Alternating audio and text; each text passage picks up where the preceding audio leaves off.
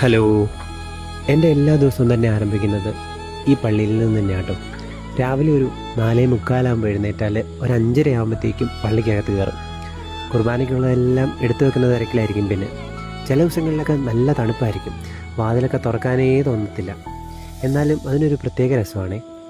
രാവിലെ ഈ തണുപ്പത്ത് ആരുമില്ലാത്ത സമയത്ത് ചെറിയ കുരിശിൻ്റെ ചുവട്ടിലെ അരണ്ട വെളിച്ചം മാത്രം ഓണാക്കിയിട്ട് അവിടെ ഇരുന്ന് പ്രാർത്ഥിക്കാനും കുർബാനയ്ക്ക് എടുത്തു വെക്കാനും ഒക്കെ ഒരു പ്രത്യേക രസമാണ്. ഞങ്ങളുടെ പള്ളിയിൽ എല്ലാ ദിവസവും തന്നെ രാവിലെ ആരാധനയോടുകൂടിയാണ് വിശുദ്ധ കുർബാന തുടങ്ങുന്നത്. അതുകൊണ്ട് തന്നെ ആദ്യം ബേമ റെഡിയാക്കിയതിനു ശേഷം ആരാധനയ്ക്കുള്ളത് എടുത്തു വെക്കുകയാണ് ചെയ്യുന്നത്. ഞാൻ മുൻപ് പറഞ്ഞതുപോലെ പഴയ പള്ളിയായതുകൊണ്ട് എപ്പോഴും ഇങ്ങനെ പൊടി വീണുകൊണ്ടിരിക്കും. അതുകൊണ്ട് അൾത്താരയൊന്നും അടിച്ചു വാരിയില്ലെങ്കിൽ ഒരു സമാധാനമില്ല. അത്രയും പരിശുദ്ധമായ സ്ഥലം എന്നെ ഏൽപ്പിക്കുമ്പോൾ അതിൻ്റെ ഒരു ആത്മാർത്ഥതയെങ്കിലും ഞാൻ കാണിക്കണമല്ലോ. ജ്ഞാനത്തിൻ്റെ പുസ്തകത്തിൽ പറയുന്നത് പോലെ വിശുദ്ധമായവ വിശുദ്ധിയോടെ ചെയ്യുന്നവർ വിശുദ്ധരാകും എന്നാണല്ലോ.